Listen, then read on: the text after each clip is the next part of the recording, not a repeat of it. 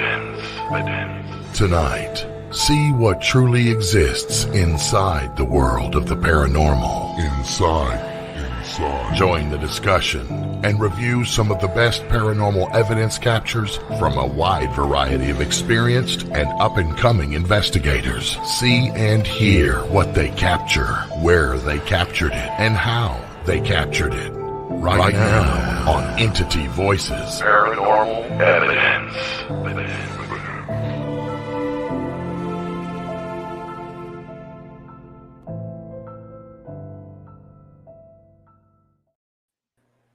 Hello, everybody, and welcome to Entity Voices Paranormal Evidence. I'm Chris. I'm Audra. I am Tony. I am Sherry. And I'm Lourdes.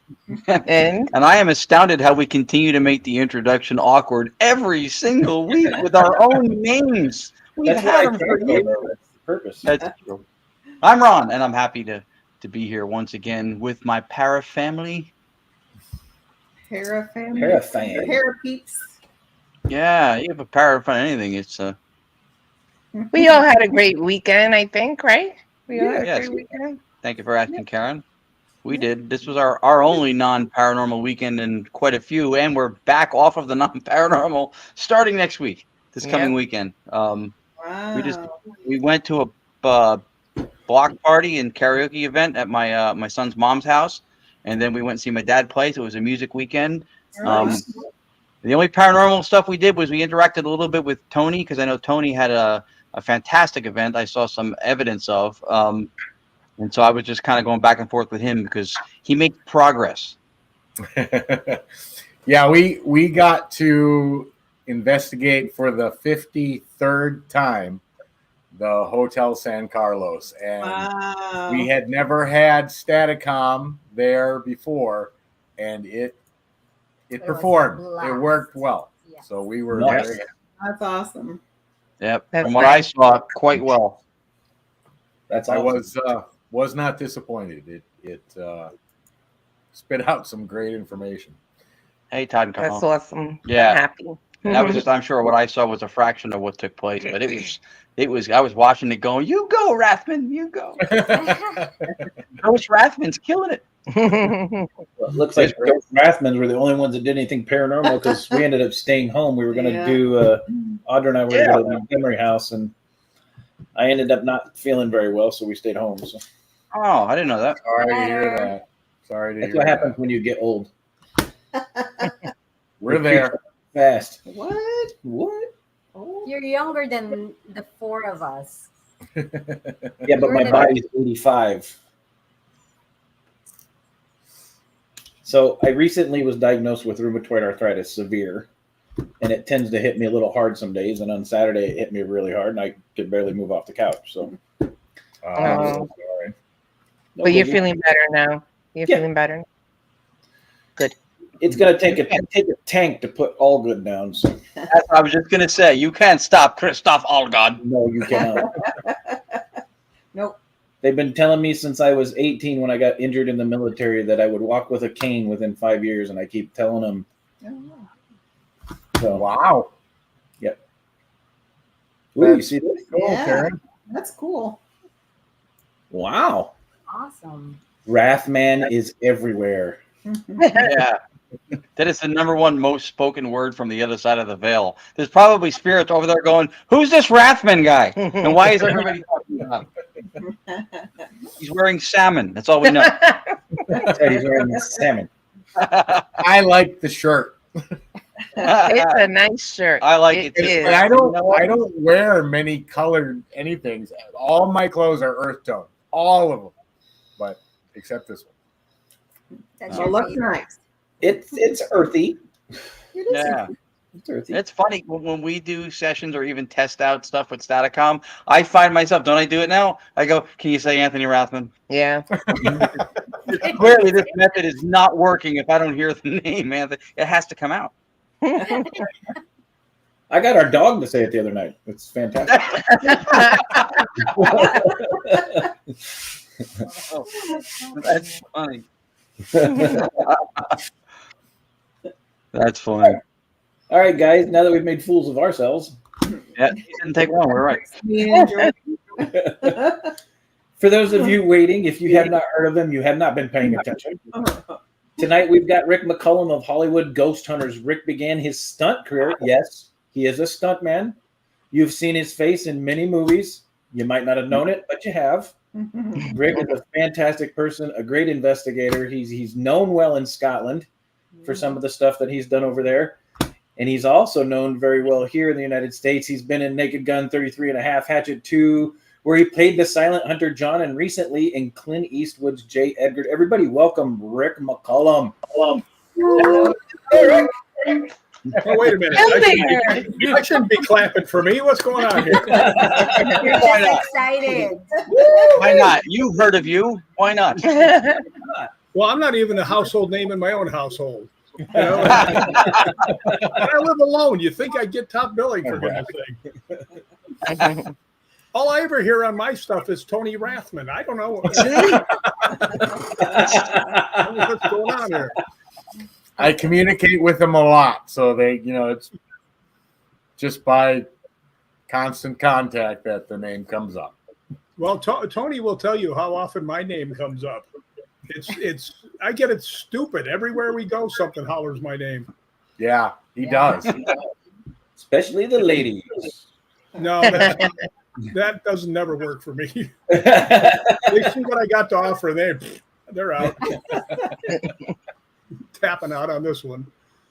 All right, Rick, the six of us know you pretty well. Why don't you tell the audience who you are?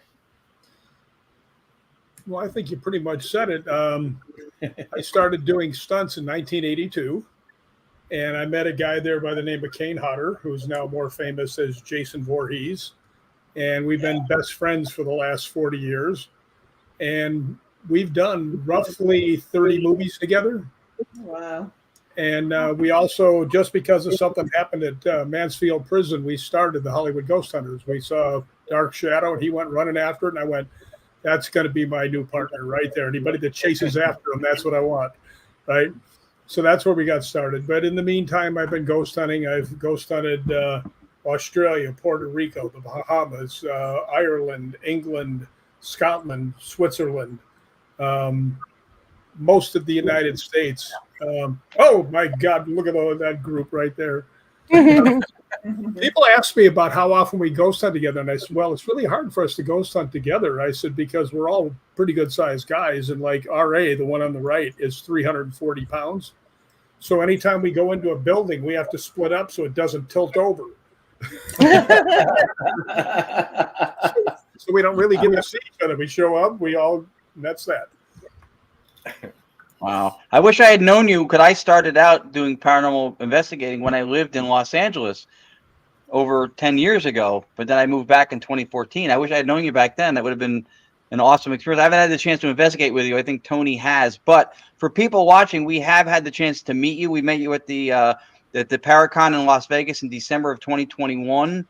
And for people who have never seen or wonder if they become famous because everybody wants their 15 minutes, how to interact and how to treat your fans and the people who are excited to meet you, watch Rick McCallum, because that's how you do it. The people come over to meet him. They love the experience. He's kind to everybody, pictures and hugs and everything.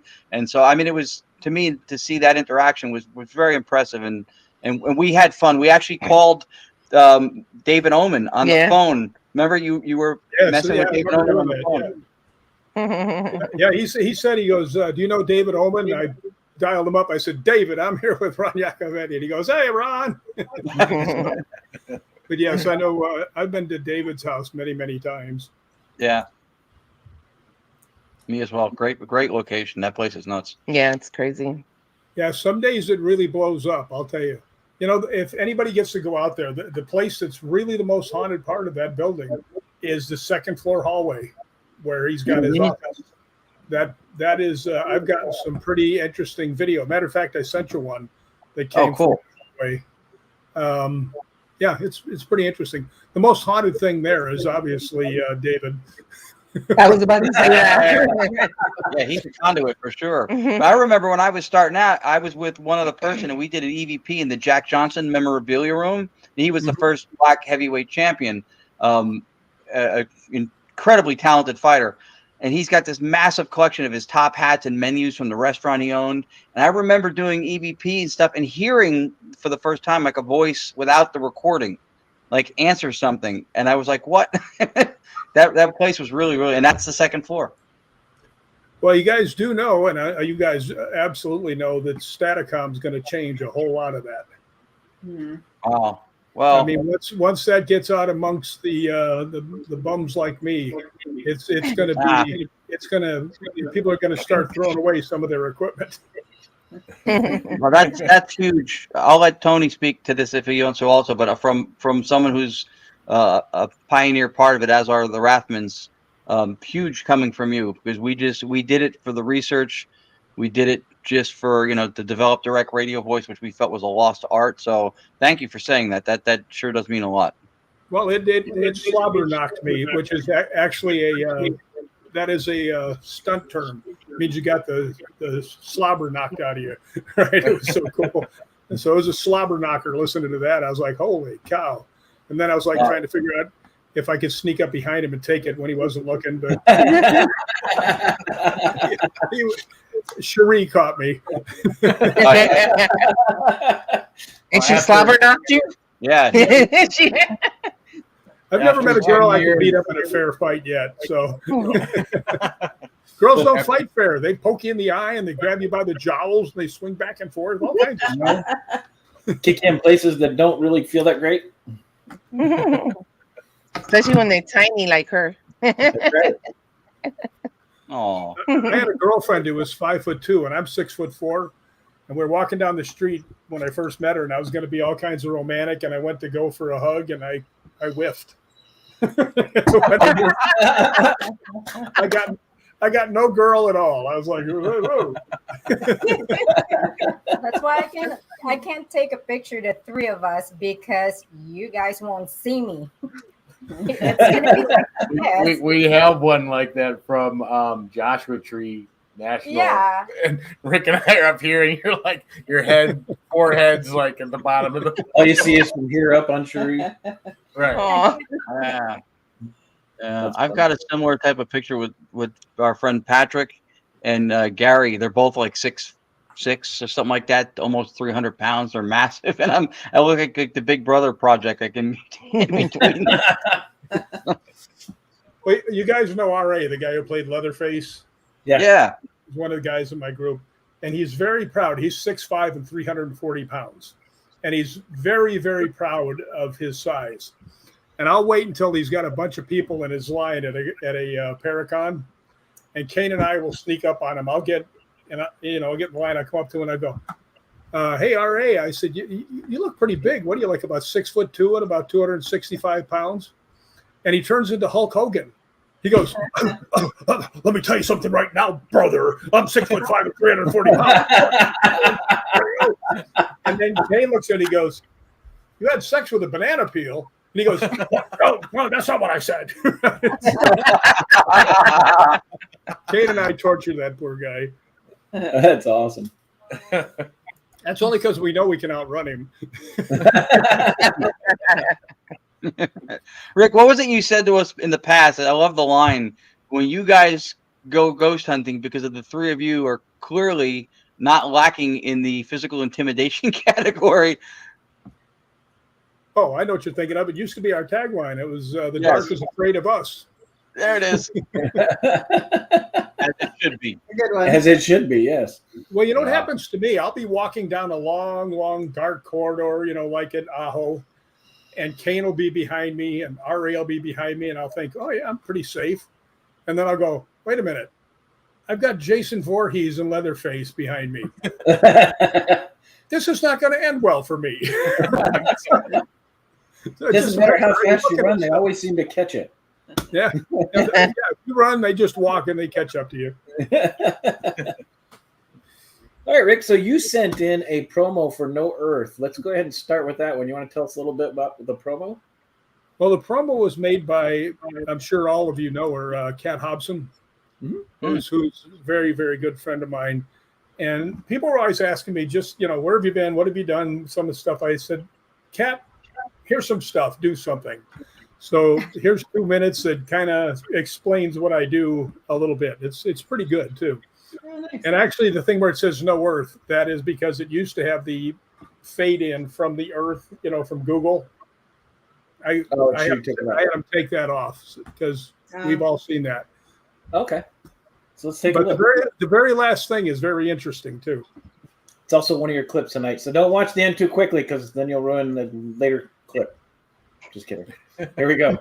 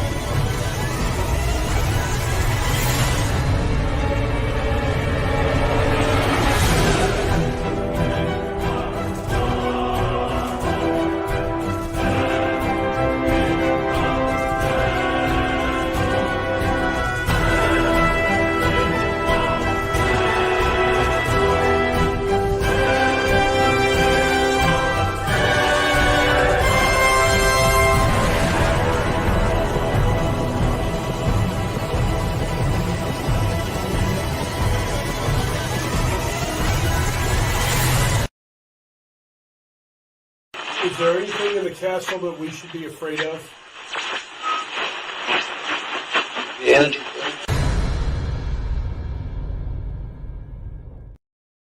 That's awesome. That's fantastic. Really nicely done. Really nicely done. I knew who to go to. Yeah, that was great. She did a fantastic job on that. And the ending was pretty damn cool too. Yeah, that one come right out of nowhere. We were at Balgony Castle, and I just asked that. I says, anything in the castle we should be afraid of? And then it actually says it with a Scottish accent, the energy. Yeah. So, and that was clear too. Yeah, that was very clear. Yeah, that was pretty interesting. Why don't we start with that clip so everybody can actually see the actual clip that you sent in on it? Okay. All right, here we go. Is there anything in the castle that we should be afraid of? Yeah. Yeah. Yeah, that does have the accent. You can hear it. Yeah, Very clear. That one was hard to miss. Yeah, that was loud and clear. And where was that again? That was in Balgony Castle in Scotland. Oh, nice. That is amazing. Which is an amazingly haunted place. I had been there before, where we actually had a girl named Cheryl Plum, who was with us, and Jay Bloomkey. I don't know if you guys know who he is. He's very great reputation in ghost hunting. He and Kathleen Burns were filming us for a thing for Dark Zone, and there was a spirit that did not like women, and he would throw them out. He would yell at them, and the girls would leave. So we sent Cheryl in there by herself, with the exception of Kathleen and Jay were in there filming. And she did something very smart. She sat on the floor, which made her seem more vulnerable, right? So she's sitting in the chapel. And I came in about 10 minutes later with my thermal. I didn't see anything. So I went over and I sat down. And then Mikey Thompson and Gregor, who is one of the Scottish paranormal guys, came in and sat down. And we started asking questions. And it started answering like you couldn't believe. I said, if you got a chance to be with Cheryl, what would you do? Right? And it said a 2-word answer. And there was a little concern of what the first word was, because the second word was her. Right? And the the other guys are going, "Oh, did he really say that?" I said, "No, he didn't. Listen again." Right. And they said, "What does it say?" I said, "He said it's saying love her." Right. So I say, "Listen again." They said, "You're right. That is what it says." Right. So now I can't hear anything if you're standing next to me, but I can hear whispers. Right. But we talked like 3 or 4 minutes, and every one of them was a response. We got all of it on tape. It was amazing. So that's one of my favorite places. Matter of fact, I go there all the time when I go to Scotland. Wow. You'll get a kick out of this, Rick. So the company that I work for, where I actually make my money to pay my bills, not the paranormal stuff. Every year when you get, within the company, it's a big corporation on the East Coast. Every year, anybody that gets awards for the year, which is hard to do, I actually got, through my company, I got Employee of the Year last year for my region. And you get your name put into a drawing, and if your name gets drawn, they pay your request. The request that I put in was Paranormally Investigate Scotland with Rick McCallum. Oh, God, I wish you would have won. Yeah. Unfortunately, my name didn't get drawn. So, by the way, if any of you guys get to Scotland, let me know and I'll hook you up. Awesome. That's That'd awesome. be cool. If you've never investigated with Rick before, though, he has an uncanny ability to get spirits to interact. And I don't care if it's through a communication device. I don't care if it's through a K2. I have seen, and the fact about him hearing whispers and stuff, he heard his name being called in the Phelps that I didn't hear. Luckily, we had a recorder that was running and caught it, but he was absolutely right. But his ability to get them to interact and communicate is amazing. that is cool. Well, it is cool, and it's because it's the only thing that's only dead people seem to want to communicate with me. I go outside, everybody's saying, no, stay away. The dead people seem to get along good with me. Well, we believe for a long time with what we do that intent and the nature of what you do and the reason you do it is transferable as an energy, as a something that can be detected. You can sense if you're in a room and someone's terrified, you can feel it. If you see an emotion, you can also feel it.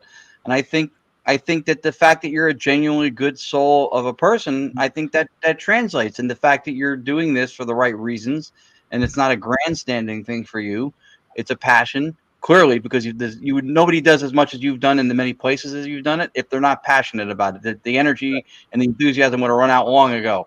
So I think that translates, and I think that's why somebody like you is important to the field with aggregating data, because you have a wide geographical range you've covered, and you've gotten quality evidence in that same range for those reasons. So I think that's a lot to do with it. That's my 2 cents.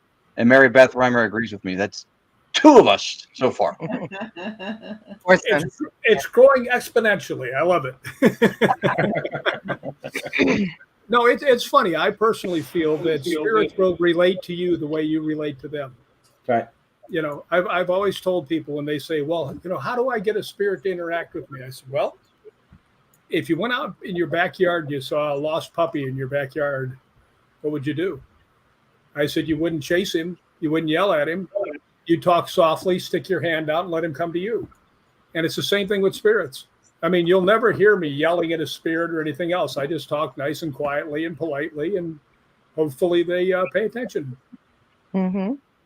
They usually do. Yep. They usually do.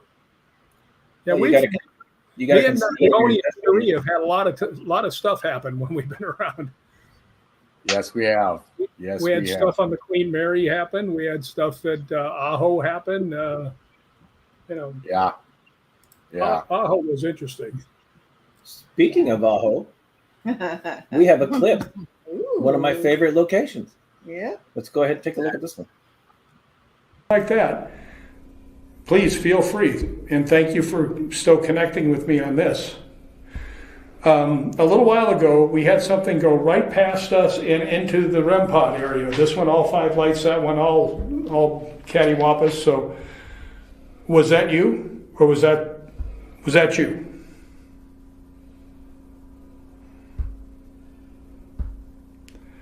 Okay, so that wasn't you. Is the person that did do that still in the room? Oh, nice. Do we have it? Well, I think that's a pretty positive answer right there. Wow. Yeah, Good answer. That's That's awesome. fascinating. that was very awesome. That's fascinating. I love when you see stuff like that. That's really cool. That was in the basement, correct? It was. Yeah, that was in the basement. Yeah. I got to see it firsthand, and that went on for about 10 minutes. I mean, that was just one little clip, but he literally had a conversation that was going back and forth for quite a while, a couple of minutes before it got interrupted and sort of shut it down. But it was impressive, very impressive. Well, you know what's strange about that whole thing? If you notice, there were two K2 meters and another REM pod on a tripod on a T thing right next to it, and those never went off. And I was not that far away, but Right. Jim, the guy that was filming, he goes, "Well, why is yours going off and mine isn't?" I said, "Do you remember the first thing that I said when I came in here? Hi, my name is Rick. If you could come to me and we can," I said, I invited them, right? So, I mean, it was pretty much evidence that works when you invite them nicely, because the ones that he had, the other ones never went off. No matter they where we never went, blinked. they never went off. Not at all. And they weren't more than maybe 6, 7, 8 feet away from the ones you can see Rick holding and the one right next to him. The other ones were just across the other way, and they never went off. Wow. That's Yeah, fantastic. that did kind of shock me when both of them went off at the same time. Yeah, that was cool. Whoa. Yeah, that was cool.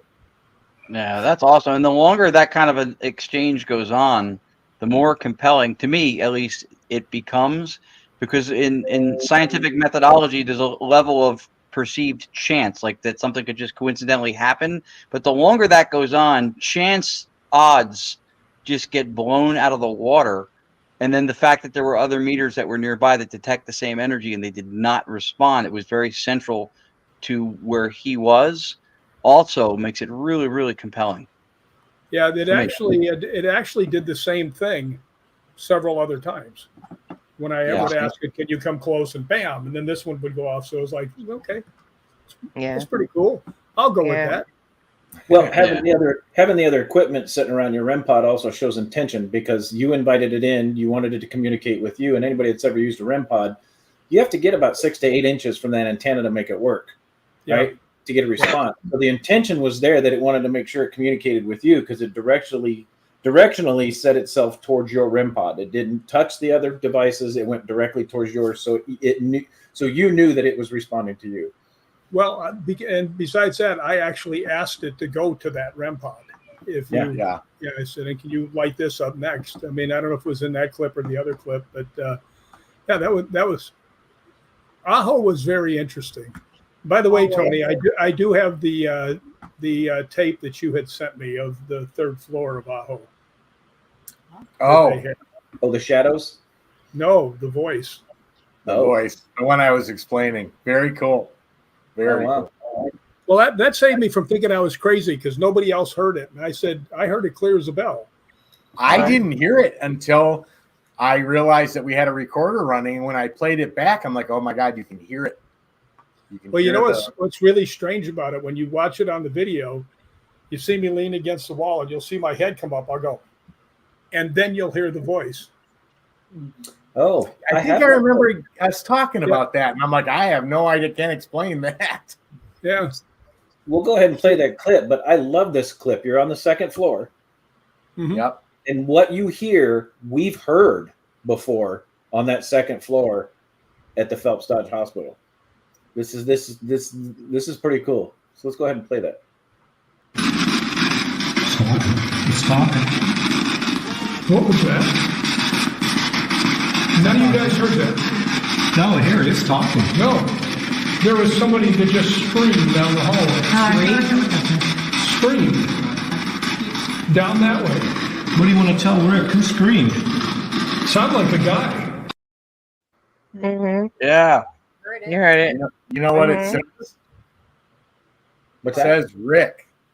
It actually says my name if you really listen close to it. Sound like a Oh, kid really? now. Yeah, It play it says again. Rick. And you'll, Yeah, let's play it again. Here we go. Yeah, I was going to ask for that. It's talking. What was that? None of you guys heard that?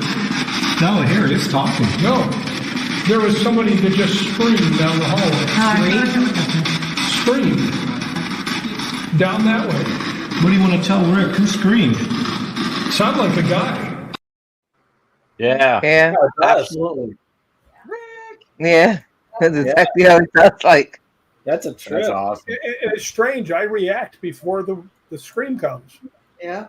So you heard That's it with pretty your impressive. own ears, right? Well, that could very well be the explanation to what he's saying, that the video and the audio of it on the machine are off place to his reaction to it. They could have easily sent that message both audibly into the environment, but it hit his mind, his consciousness first. So he heard it up here first, and it showed on the recorder after his reaction. That could be a very... Even Jim didn't hear anybody in there. Never heard it except for Rick. 'cause Rick's he the only one who heard it reacted. at the time. Yes. Yeah, that was awesome. That happens a lot. That happens Well, a lot. add to the audible obstacle course that you're dealing with. There was a spirit box as an SB7 that was the whole time, and you still heard. Don't get me started on that. Still heard that. Tony will tell you that I said in no uncertain terms, turn that son of a bitch off. Right? But because every time you're trying to hear something, it's like, and we're in a hospital with 3-foot cement walls next to Mexico. So if we're going to get anything at all, it's going to be in Spanish. I don't understand Spanish. Right? What are we going to do? But yeah, that ruined it a lot of times with that stupid SB7, which I like. I just didn't like it in that. Right. Well, it's so loud and it's so Yeah. obtrusive. Well, besides that, Tony has really good stuff over there to listen to and play with, and turn that thing off. Take us out of remedial and put us into university over here. Okay, Yeah. That's the difference between the two. Well, I was just going to say the Phelps Lodge Hospital was so active, you didn't need an SB7. There was stuff, you just stood there and there was activity around you. There was voices around you. You could hear stuff. You don't need an SB7 in that location. No. Yeah. Well, we had other stuff that happened with Dylan, which I'm sure you guys all know Dylan. It's Tony's son. Yeah. We were on, I believe it was on the second floor by the, the baby area. Yeah, the nursery. And I was looking through my thermal, and I looked down, and there was something crawling on the floor shaped like a baby. Oh, wow. Oh, Yeah, and I remember that. I called Dylan over because he was standing near me. And the other thing that happened is we went into the baby area, and I took Dylan in with me because Dylan's got a good feel for ghost hunting, and Tony was doing all the equipment. So I had him sit down, and he started talking, and he had the K2 on his lap. And finally, he was getting some answers. And finally I said, do you want us to stay? Flatline. So I said, do you want us to leave? Boom, all 5 lights. So I go, okay, if you turn all 5 lights on again, we'll leave. Bam, all 5 lights, right? And Dylan looks at me, he goes, what are you going to do? I said, we're going to leave. Yeah. we promised, now we went. Mhm. Yeah. Yeah. But that place was very, very funny because, that second floor when I heard the noise, I don't know if Tony remembers this, but when I walked down there, I turned around, I said, dude, there's something evil in this room because it just walked right through me. And I go I back down. remember that. Yeah, and they're all going. That's why I just leaned up against the wall. I'm like, you gotta be kidding me. Nobody does that. Yeah. Yeah. But you can see I'm not very happy leaning up against the wall. I'm like, what the hell is going on? I drove all the way to California to listen to the.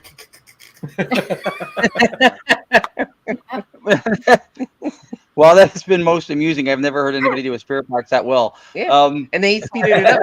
He did. He turned the sweet. He is very sweet. Yeah. But I didn't bring it up to speak to the efficacy or the difficulties of the box. To me, what was impressive was that you heard that in spite of that extra noise. Yeah. We were talking about your hearing.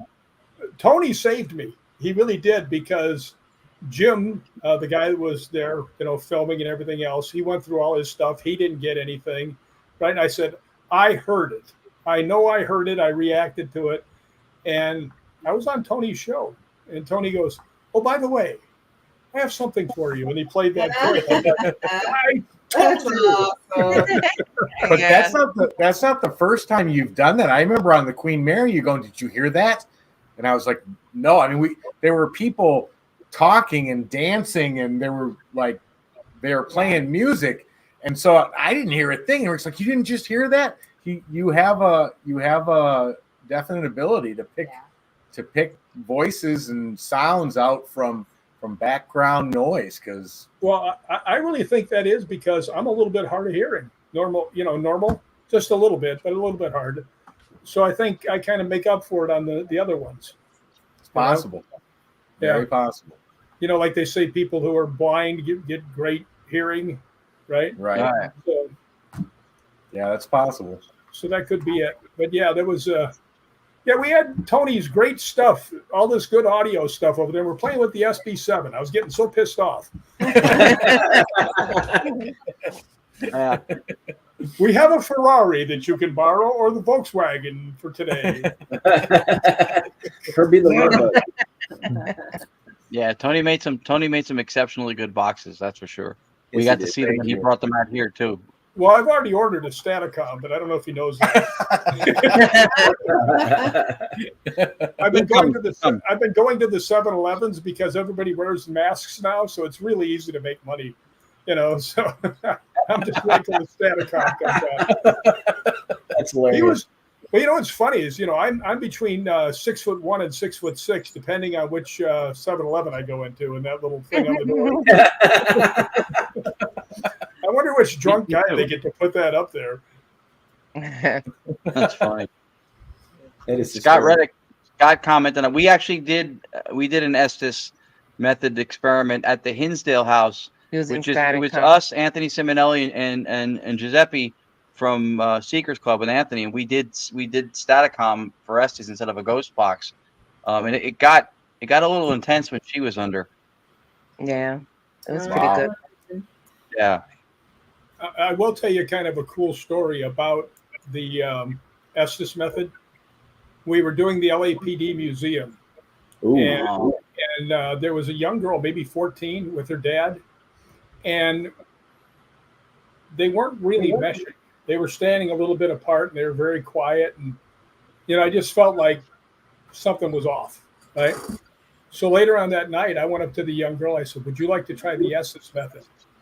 And she goes, yes, but could you make sure my dad watches? I said, sure, I'll get him, because he was in the next room with his stuff. So I got him, and he came over and watched it. She had one of the most phenomenal Estes things I've ever seen, and it started getting a little too strong. So I wanted to know, and I pulled her out of it. And she walks over, and her dad grabs her and hugs her, and they're like embracing really strong. And he goes, "I'm so proud of you." And I was like, "Yes, that's awesome. That's cool. Yep, that's very cool. Ghost hunting than finding ghosts. Yeah, yeah, right. Yep. That is true. Absolutely. Understated point. Very much so. All right, the next clip we got for you, Rick. This is one of our favorite places on the planet, the bird cage. Oh, okay. I think I sent you two. From the bird cage? No, that's the only one I got for the bird cage. There should be one that says bird cage follow-up, which is just audio. Let me look.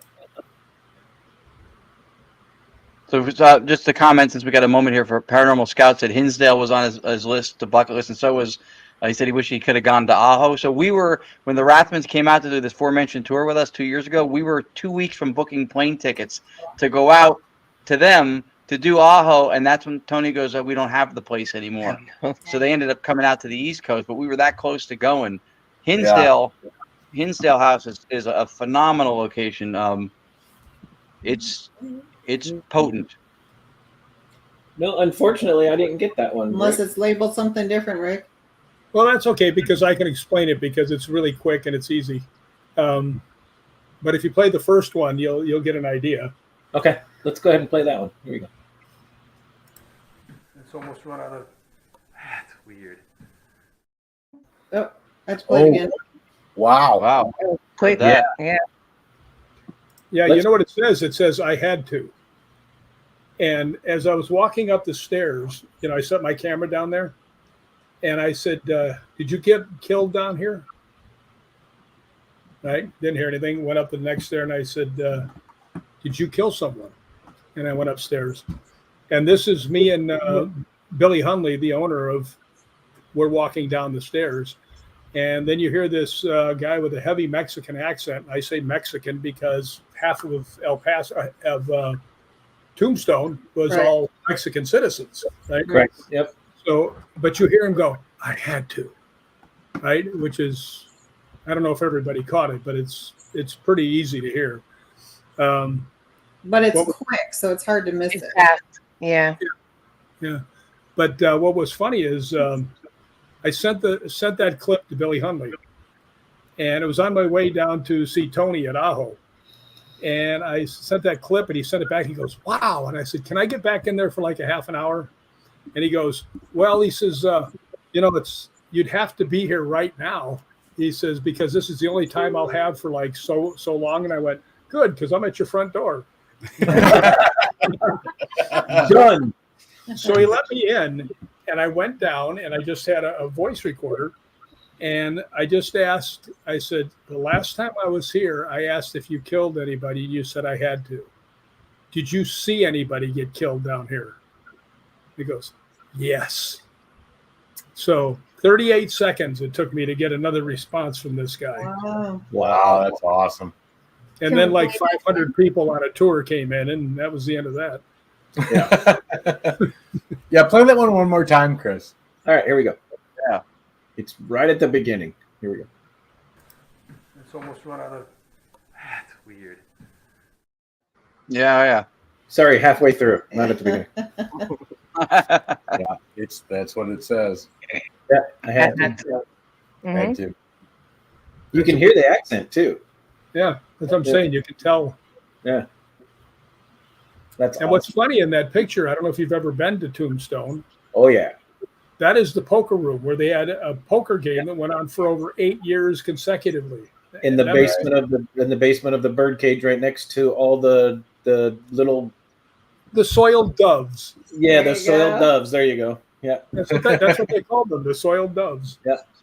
So you think these guys that get a good pot, I'll be back in about half an hour. I'm back with a much smaller pot.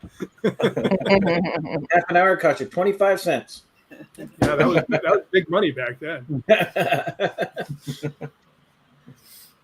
All right, the next one we got for you, Rick, is Wolf Creek Rim Pod. Yeah, this one was pretty interesting. When I got over there, I set my stuff up, and I was ghost hunting by myself. And wearing this shirt is not always the best idea when you go to a ghost hunting area, because all the people that were in the hotel came to go ghost hunting with me that night. I'm walking around, I've got like a trail behind me. But it was pretty cool. That is cool. But this is when I first walked into my bedroom. Oh. So let's check that out. Here we go. I just took the REM pod out, and it is going absolutely batshit crazy. Wait a minute. Hold on. Let me see something.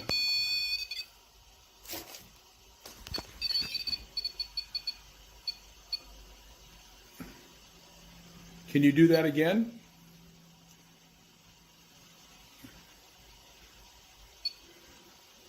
Come on, get them all going again. That was pretty fun.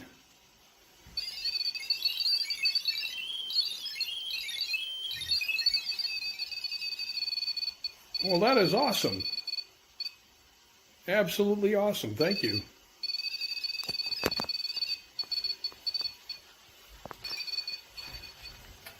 Hey, Corey, are you in your room?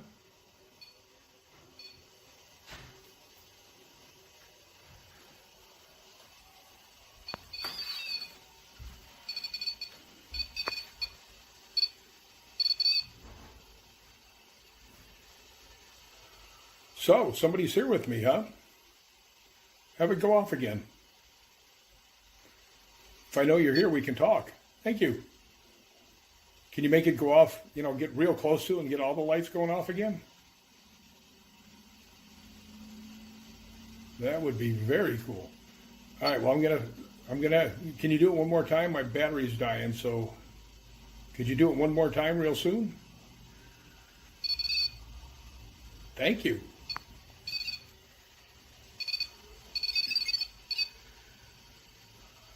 That's very cool. Thank you for doing that. Wow. Very cool. Yeah. Mm-hmm. That was awesome. So That's I want to point out something very significant about that video, because a lot of people are going to go, "Whoa, it was sitting really close to the clock." If you guys are paying really close attention to that clock, that was a wind-up clock, and it wasn't wound because the timer wasn't moving. So even if it was wound, it's not an electric clock. It wouldn't put off any EMF. Good point. That it wasn't moving at all. Well, the other point is if the clock had actually had an effect on it, it would have gone off all the entire time. Yep. Right. Similarly, we were looking at if the phone could have been causing it. When you got close, does it go off? When you pull back, does it stop? But it was not consistent with that movement either. No. The only thing it seemed to be in lockstep with was your request. Yep. Right. That's right. Yep. Yeah, that was pretty cool. That was very cool. That was way Very. cool. I've actually been like across the room and go, "Hey, can you light that up? Let's see if we get something going." Blah, come on, okay, cool. But if you do notice something, have you noticed how I talk to them? Thank you. Well, that's cool.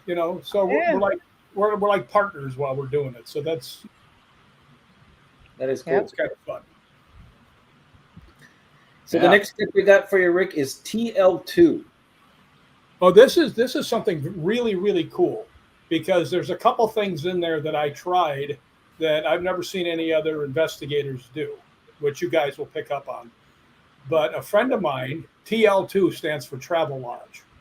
And this was in Edinburgh, Scotland. And he said, we get reports all the time from the people who work downstairs, which is there's nobody down there, right? And I went down there with my K2 meter and went through and wasn't getting any baseline at all, right? So I had him come down because he was all excited to ghost hunt, and I let him hold the K2, so I'm not even holding it. So if you watch closely, you'll see the two things that I did to try and do something different. Okay.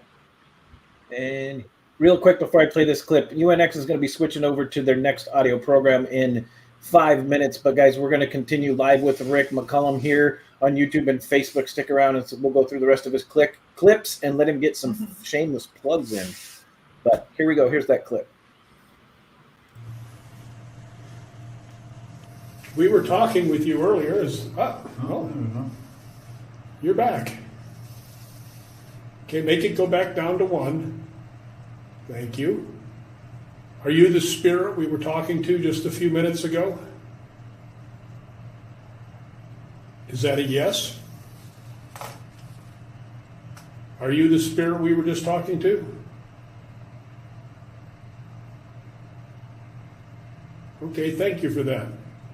Are there more with you?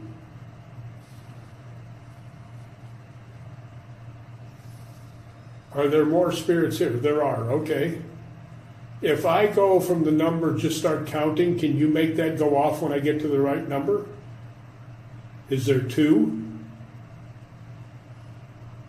3? 4? 5? 2? Okay, so there are 2 spirits here, correct? Okay, thank you. All right, make it go back down to 1 so we can talk. Thank you. If I asked you what years you were around, Can you make that light up? Were you here in the 1900s? The 1800s? Wow. That's amazing. You're like the K2 ghost whisperer. Take a K2. He can take a K2 and turn it into a complete communication device. I can't even get those things to do anything. I mean, they're either doing it all on their own, and I don't know what it's doing, but if I ask them, it doesn't do a thing. But Rick can literally use it as a communication tool. I have to say, she does the same thing. Yeah. Me and Audrey need to go out. Yeah. By the way, did you guys see the two things that I did that were, first off, telling it to go back to one? Right. Okay. I don't care what you can say about what might be there. You can't make energy go away. Right. But when you say, can you go back to one? Boom. And it instantly, both times I asked, it went there. But I tried to, my friend who was holding the K2 meter, when I said, are there two? And it goes all off. And he looks at me and his eyes are real big. And then I said 3, 4. And he's looking at me like, dude, it already answered you. And I went 5, 2. And it goes off again. And he looks at me like, oh, I get it. Right. Right. Those two things. You guys saw at the end, it did go off on the 1800s. Yeah. Yeah, we saw it. Those two things, especially with the 2, and then you came back to it, and especially like in the beginning when we looked at each other when you said go back to 1. I've been preaching for over 4 or 5 years, and somebody had it in the comments tonight about you vet the authenticity of evidence, audio or otherwise, with timing and relevance, and that was textbook timing and relevance. That was instantaneously one like. It was crazy. The second you said it. As soon as he said it. And then the 2, and then you went back to it and it did it again. I mean, that's the epitome of timing and relevance with an instrument in the field. That's phenomenal. I love that. Well, we also talk about situational awareness too. If you guys were watching the video close, that was a brick wall. Right. I was just going to say it was a brick wall. So anything electrical in that area would have been surface mounted.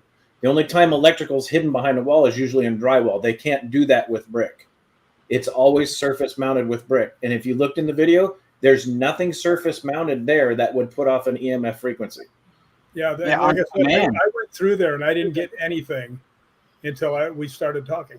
So that was pretty cool. But it did exactly what you said when you said it. That's I don't. If I never believed in anything, I would be like, hold on, what? Yeah, the timing. That one is pretty convincing.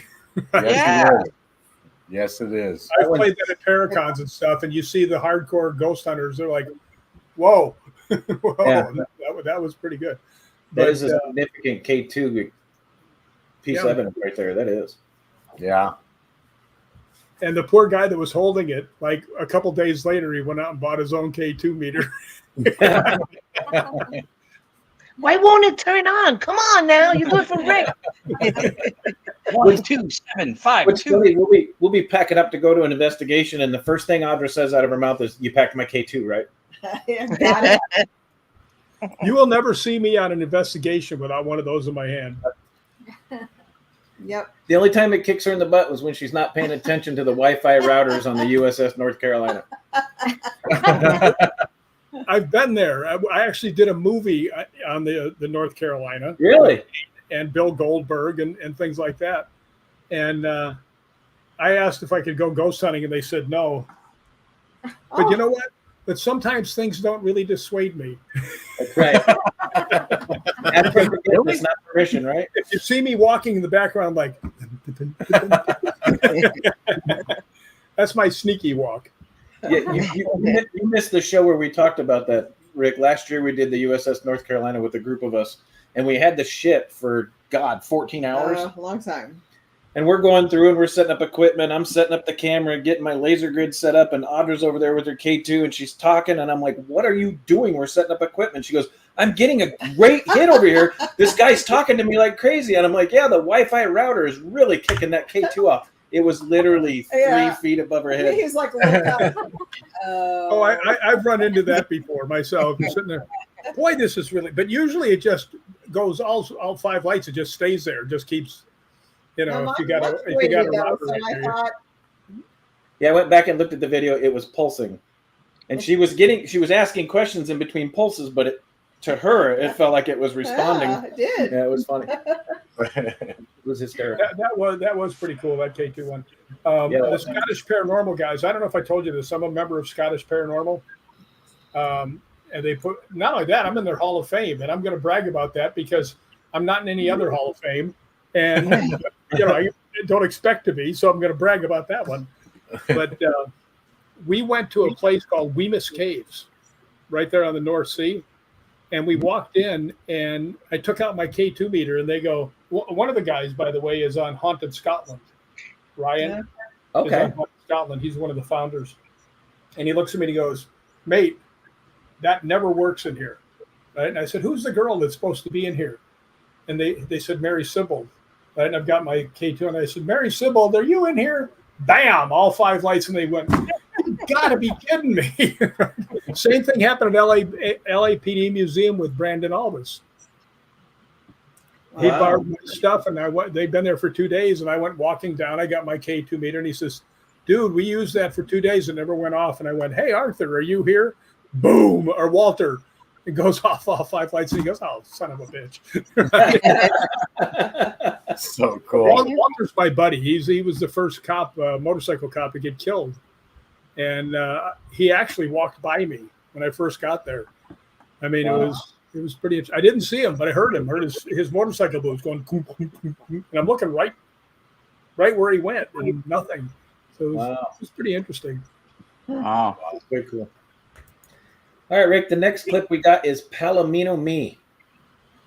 Okay, sure. You want me to set that up for you a little bit? Or I can play it, and then we can talk about it. Okay, let it rip. All right, here we go. I kind of, this one you sent me was just an audio clip, so I kind of converted it for you, and I used your face. Oh, God, no. Couldn't you? One of your many faces, actually. All right, here we go. So there is somebody here. Oh, yeah, I heard it at the end. Yeah. Oh, yeah, that was very clear. Yeah, it's a little girl's voice saying me. Yeah, sounds like it. That is actually the Palomino Strip Club in Las Vegas. Oh, wow. Wow.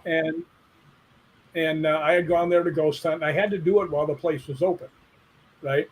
But they had this one section that used to be where the girls would get dressed, right? So I played that for the owner, and we're still friends, by the way. I played that for him, and he goes, wow. And I said, why did they stop using this and go to the other one? They said, well, they kept seeing a little girl walking through. And I said, well, let me play this for you. And he hears it, and I said, wow, she's still here. Wow. Wow. So that one was pretty good. The other one that you'll find in there is the one from the Houdini house. And it says, get back here. Yeah, I got that one next. But Ron requests to play the Palomino again. I think the strip club portion got him excited. Come on, man. Ron, she's like 6 years old. Come on, man. It's not her. I think Rick's most interesting comment is where the girls used to get dressed. I didn't realize they did that in a strip club. They had to leave at night, you know. Oh, okay. There you go. Yeah. All right, let's play that one again. It's quick. Here we go. So there is somebody here. Yeah. That's awesome. That is way cool. Definitely a little girl's voice. Yeah. All right, now here's the get back here, punk. And yes, guys, that is Rick. Which one? Where? What are you talking about? The face in the video. That's one of them. All right, here's get back here, punk. Here we go. Say base reading.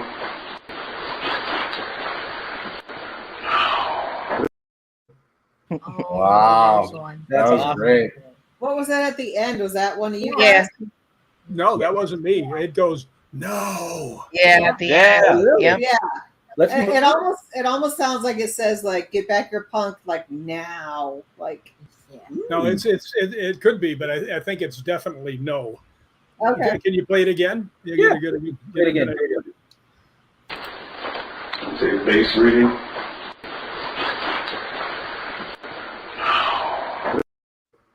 That's now. No. I hear now. I hear now. I heard now. It's close. It's close. It could be no. It could be now. Hey, Sounds like hey, now. the chicks are all ganging up on us and saying. I heard and no everybody, also. and everybody knows the chicks can't hold their smoke. Weird science. Oh, see, even Irene from Japan said No. It's now. she said she heard Sounds now like also. now. Yeah. I still thought it said no, but Well, either way, it's still pretty cool. Yeah. Yeah, definitely. It's That close. is actually there's There's more to it than that. That was at the Houdini house, they call it, up here on Laurel Canyon. And I had been getting K2 meter hits everywhere, and we were getting some smaller things. But this one, I was actually on the bridge at Roslyn Castle about 1 a.m. with some other ghost hunters, and they said, "Hey, do you ever get any good EVPs?" So I played this one, which all I had ever heard was no or now, whichever it is. And I played it for him, and this guy goes, "Holy cow, that's amazing!" I said, "Yeah, the no's pretty strong." And he goes, "No, what it says before that." And I was like, "Huh?" Right? And he says, "Listen real close." So I was listening real close. I said, "Wait a minute, there's 4 words." And he goes, "You want to know what they are?" And I said, "Yeah." So he goes, "It says, 'Get back here, punk.'" Well, I went into the next room and I said, "Look," or we were still in the bathroom, me and Ed, who was one of the guys who was ghost hunting with us. He was actually one of the Visigoths of the Capital of One commercials, right? Another big gorilla. But we're sitting there, and I said, "Do you want us to leave?" And it went all 5 lights. I said, "Do it again, and we'll leave." And it does instantly. So we start to walk out, and I turn to say something to Ed, and it goes all 5 lights. I said, "Are you telling us to leave?" Bam, all 5 lights again. And I went, "All right, do it one more time." Bam, I said, "Let's go." Right? So we got thrown out of the place. But when we went upstairs, there was a reporter there that wanted to do some things about ghost hunting. And I said, "Ed, take him downstairs." Right? And he goes, "Really?" I said, "Hey, I promised I would leave. Okay, take him back down there." So they come back up about 10 minutes later. And the reporter goes, "He threw me out too." So he wasn't the friendliest of people, that guy. Apparently but yeah, not. I had never heard the "Get Back Here" pump before. The guy brought it out to me, and then I had one of the guys, Ryan, actually, who's really good with audio, to pull that out for me, where on the tape. So, that's awesome. Where's the Houdini house, Rick? Where is that? That is straight up Laurel Canyon on the way, if you're going from North Hollywood, up, and it's on the left-hand side of the street. And, he never lived there. He would visit there once in a while, but I used to live near there. I never knew where that was. But I used to live. There's 2 of them up there, actually. There's one on each side of the street. The other one's farther down, but they're both brick and very imposing looking. So, but yeah, those were pretty interesting. Mm-hmm. That's way cool. That was very cool. All right, we've got one more clip left. Hallway 2. Oh. This is actually David Oman's house. I saved it for last because this is a great clip. I'll let you talk about it. We'll play it because we might have to play it a couple times. It's fast. Well, it's not fast. It's a 30-second clip, but you got to pay close attention to the left-hand side of the screen. All right, here we go. How you knew he was talking about that woman's house? Because he talked in the beginning of the show about the hallway.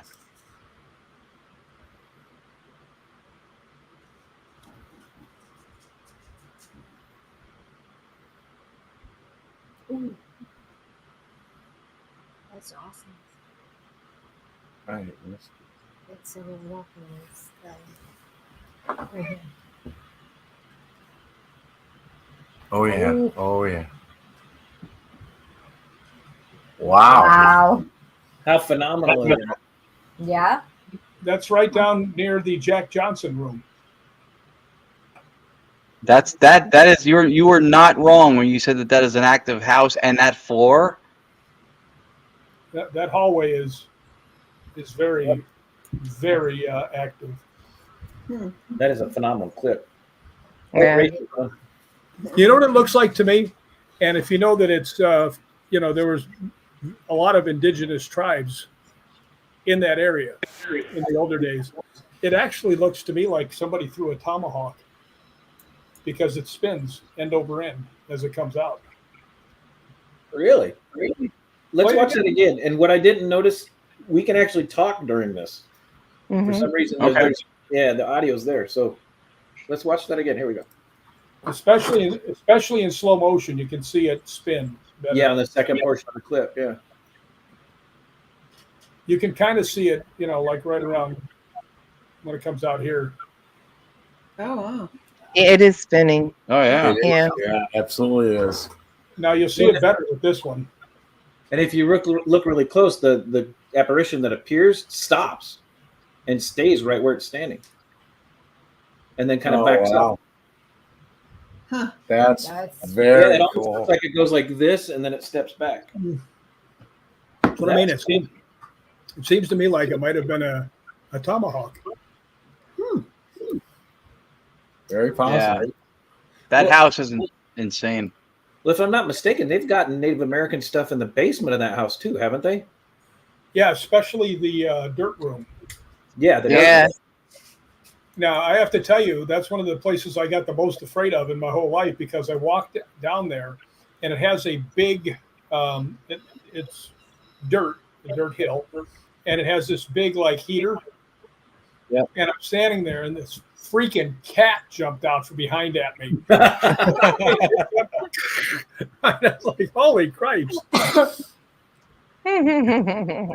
I'm an older fellow with a bad heart. Don't do that. I wonder which one. Domino.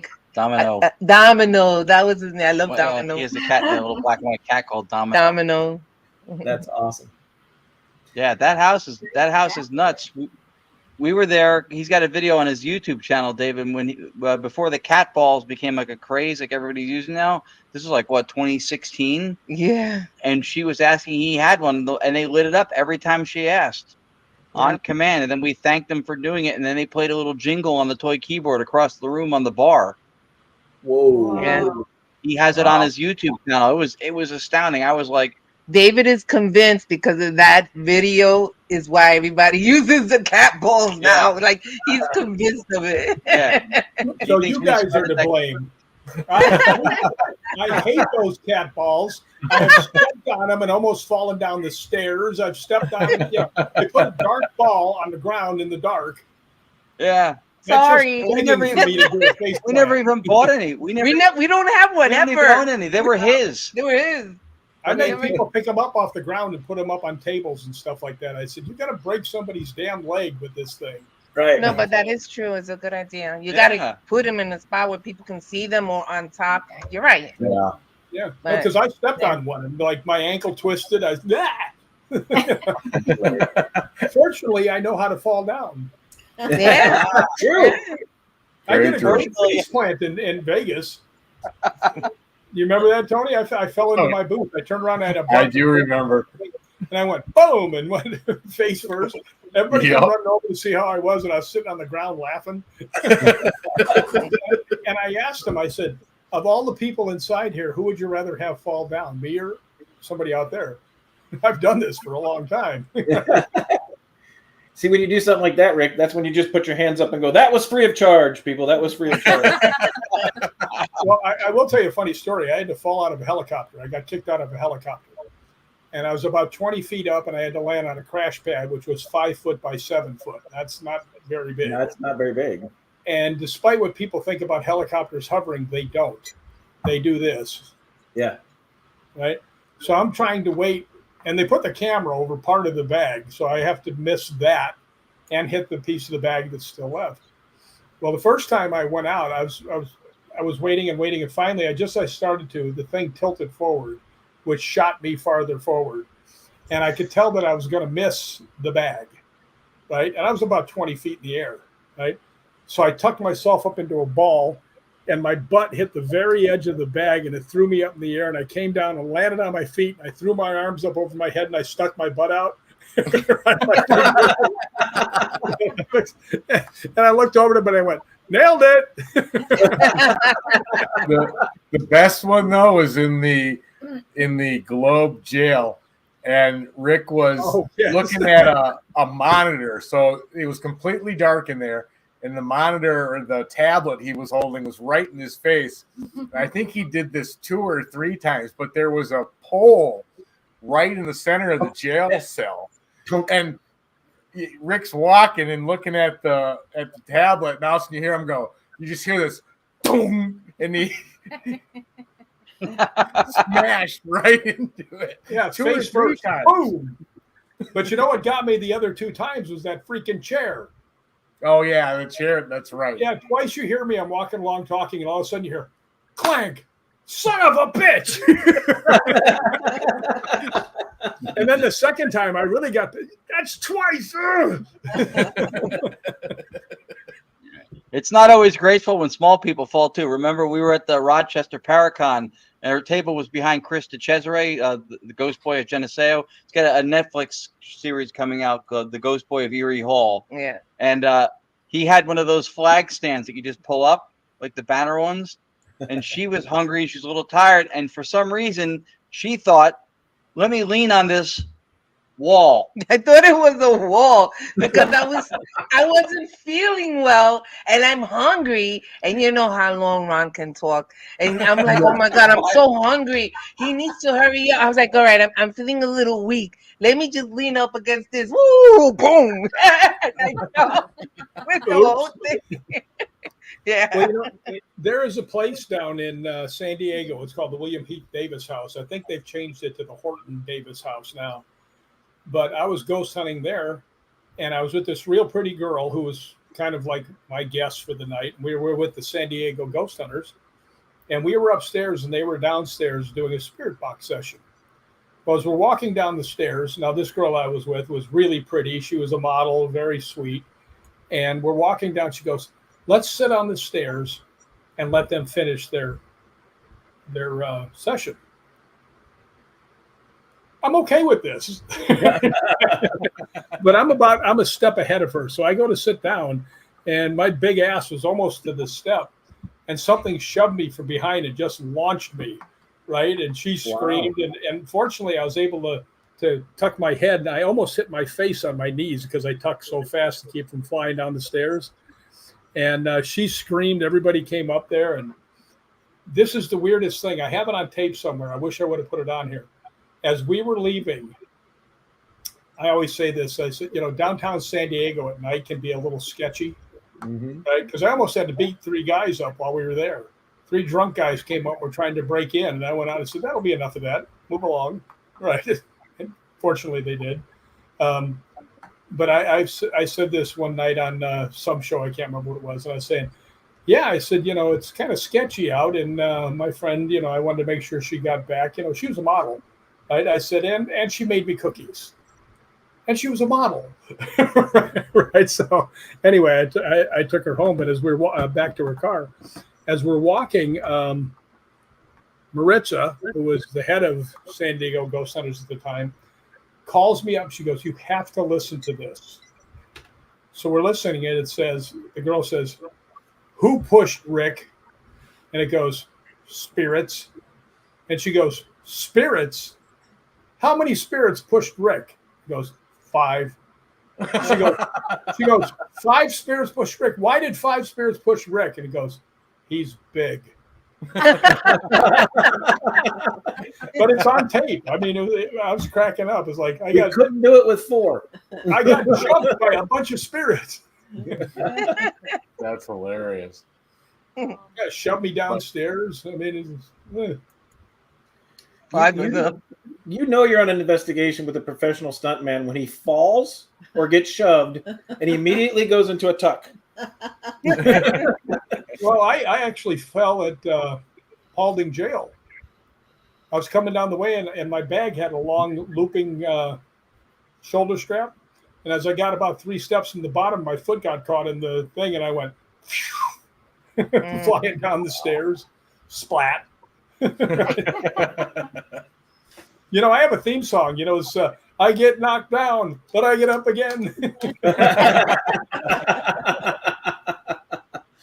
There's something inherently funny and that's how you know who your friends are. When you fall down, the people who don't know you go, "Are you okay?" Your friends are like, "Hey, can you do that again?" It's like the 10th time we've seen you fall today. Yeah, That's right. Actually, I had one getting out of the bus, and the bus was on a hill and it was too far.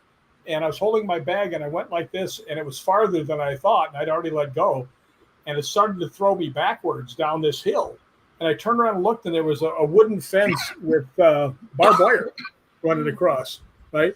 And Jay Bloomkey was standing there watching, and I fell backwards, and I spun, right, back towards this wooden beam. And with the stuff in my other hand, I punched the wooden beam, just went boom, and stopped myself dead, and like that. And he turned around and he goes, "I didn't think you were going to save yourself on that one." I said, "Well, Jay, I was motivated." Motivated and highly trained. Yeah, barbed wire hurts.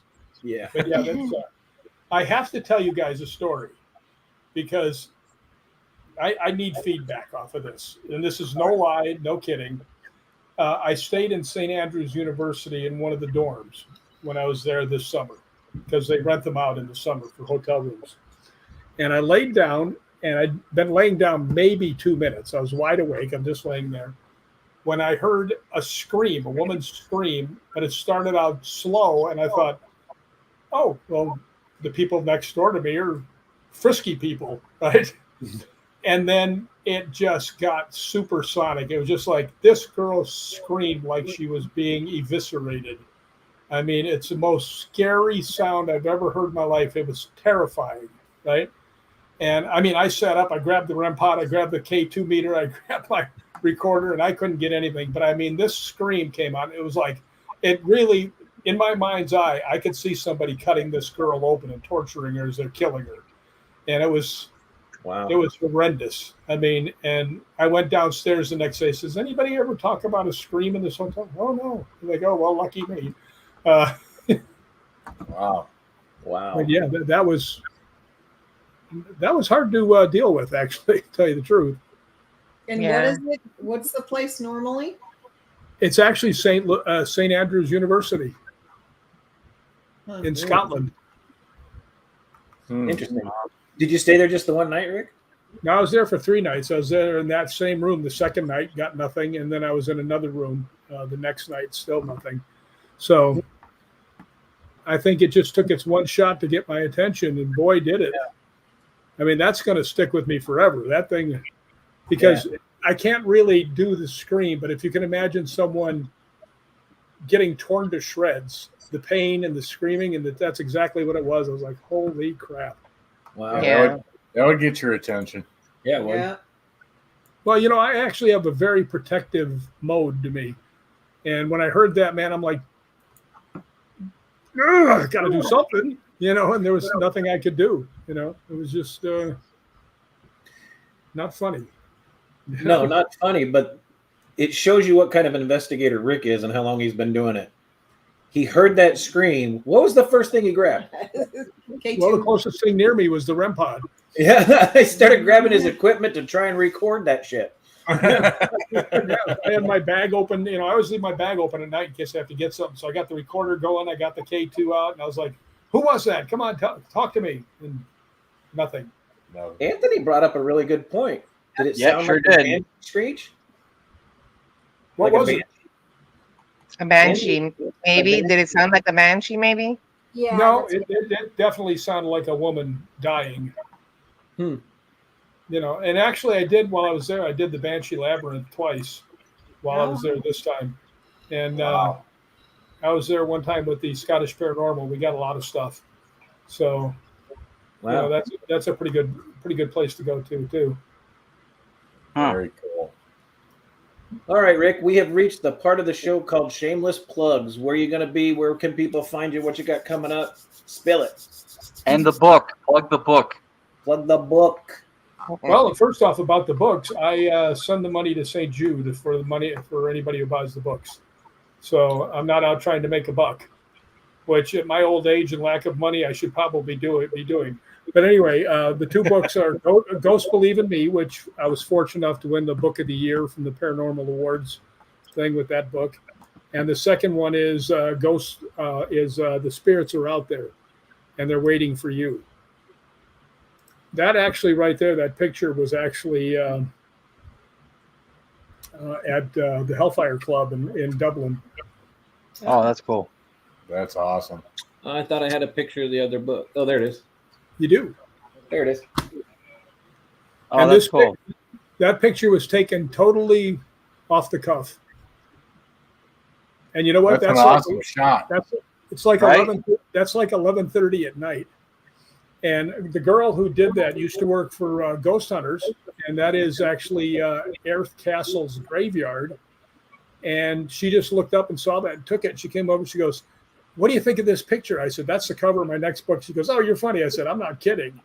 That's a great pic. Yeah. It's a great shot. Well, it kind of describes me too, because most of the ghost hunting I do is exactly that, me out somewhere by myself. Awesome. That's fantastic. Yeah. Yeah, that's great. Yeah. They're really nice shot. And again, the other book, Ghosts Believe in Me. Where can they find your books, Rick? They are both on Amazon.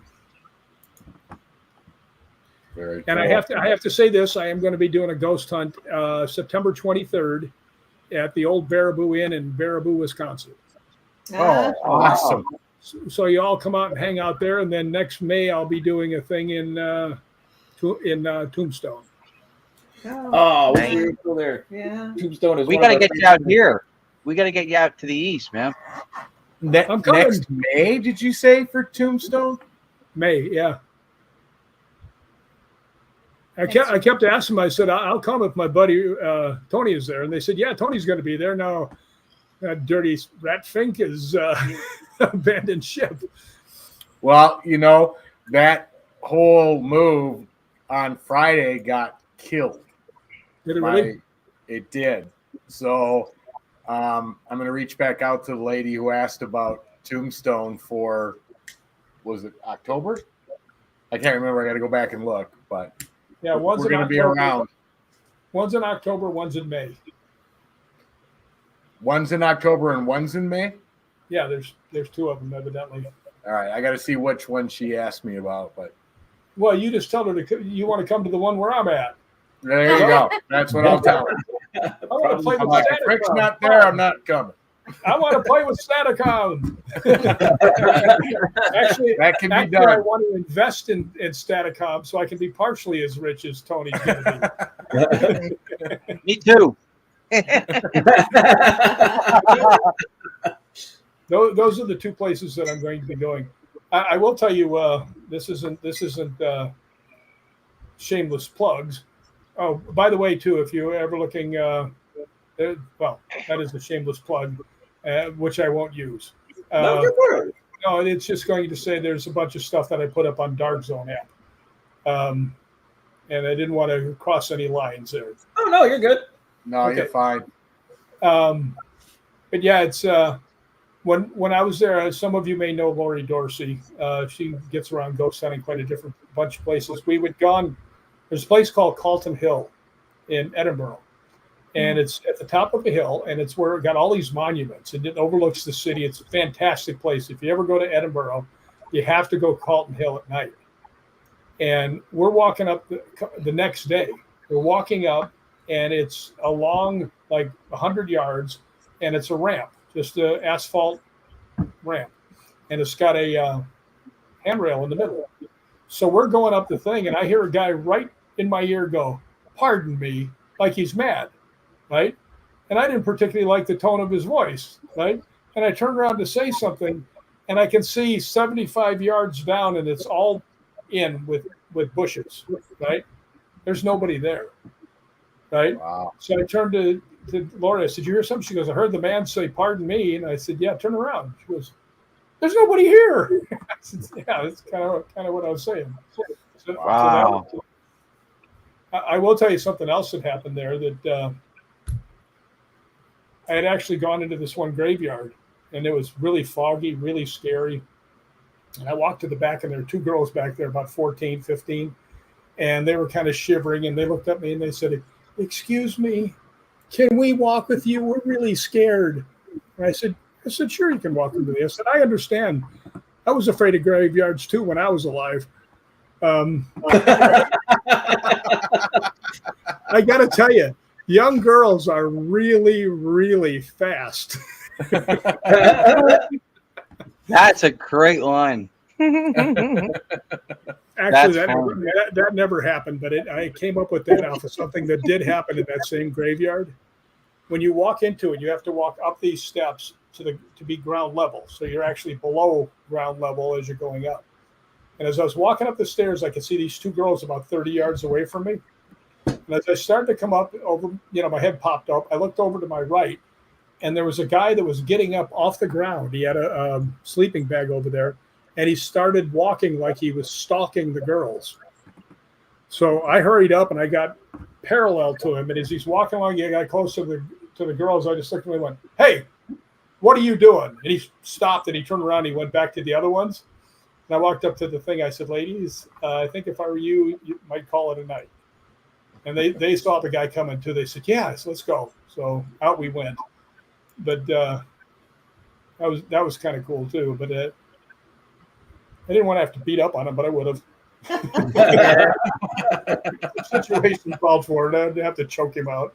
I want to drag one more story out of you, because for people who may not have seen you when you were with us before, I have a few books on Amazon, and I love coming up with a title. I think the title of the book speaks to the creativity sometimes as much as the content of the book.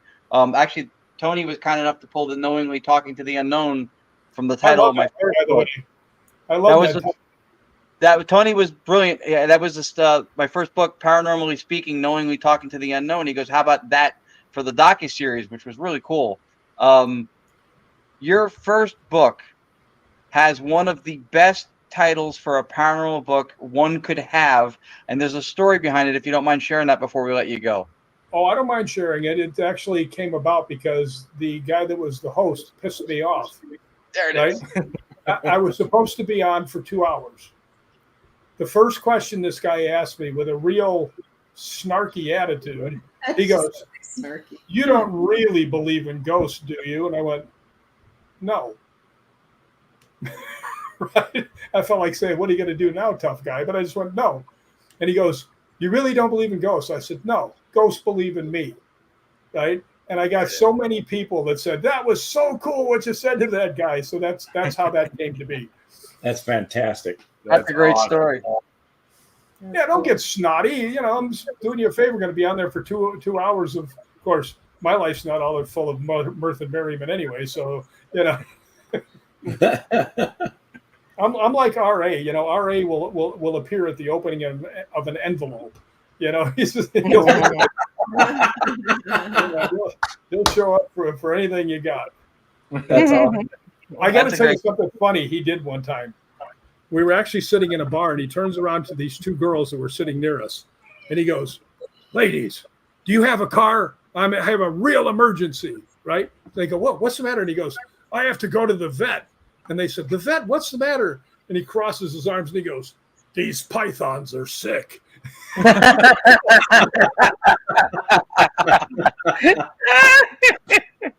awesome. I'm just sitting there like, no, I'm not with him. No.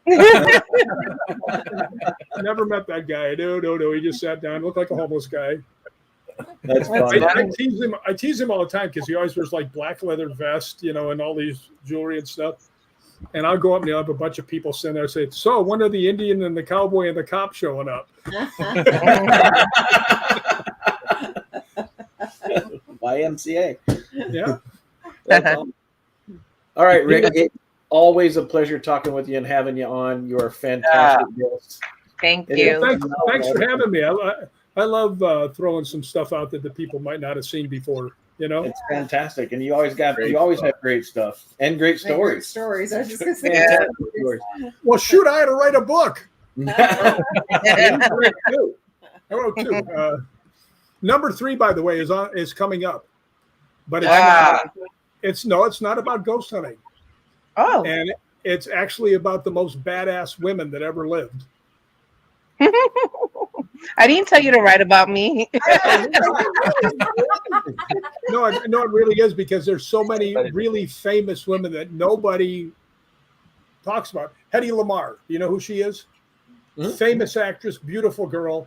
You are right now using the technology for Bluetooth and the cell phone that she invented in World War II to help the Allies. Oh, okay, you scared me. You know, Sorry. So, I mean, there's stuff like that. Holy cow! What is that creature? That's Podcat. It's the Podcat. No, I was talking about Ron.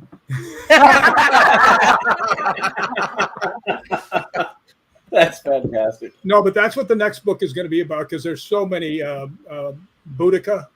Have you ever heard of Boudica? I don't know what Boudica is. I have. The Romans that came name over. I've heard. Yeah, the Romans came over and killed her husband, who was the king. Actually had their ways with her 9 and 10-year-old daughter in front of everybody. So Boudica raised an army, and she actually went out and killed 70,000 Romans.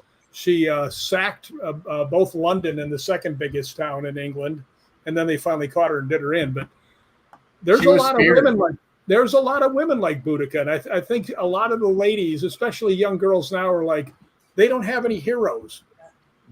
You know, and there's so many of them. Joan of Arc, you know, Madame Curie. I mean, the lady that just the other day ran over and shoved a bear off the back fence that was walking along near her kids. She sees it, she runs home, boom, throws a bear off the fence. So that's what I'm saying. That's my next book, I think, because I really want something that ups the ladies because so many people don't know some of this cool stuff. Yeah, like women for digging a hole. There's one actually that if you guys should look this up on Google before, you know, this is the last thing I'll talk about. There's one in there where a girl who was actually a stunt girl back in 1926, I think it is. One of the biplanes they used for wing walking, one of the landing wheels fell off. So they gave her a wheel, flew her up in another one. She went from one biplane to the other biplane, crawled underneath the thing, hanging on, changed the tire. I mean, it's on video. You can see it on Google. Wow. Yeah. That's Not me. amazing. Not me. No. My 20-foot helicopter was it. That's where they got the idea for roadside assistance. Yeah. AAA, yeah, I'm in a biplane. Yeah, that's not gonna work. Anyway, guys, I had a good time talking to y'all. Well, except for Tony.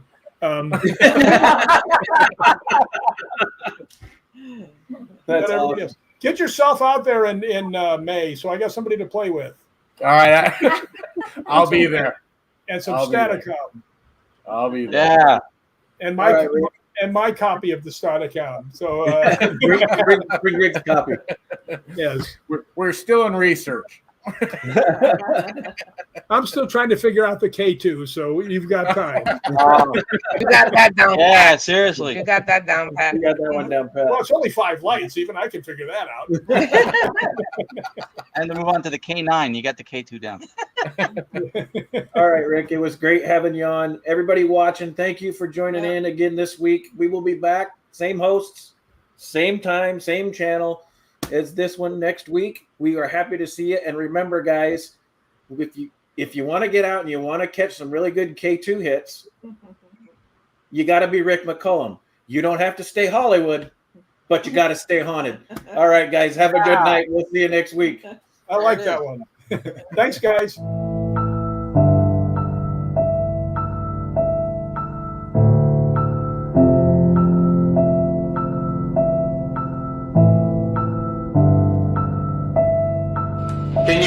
Can you give me a name? What's your name?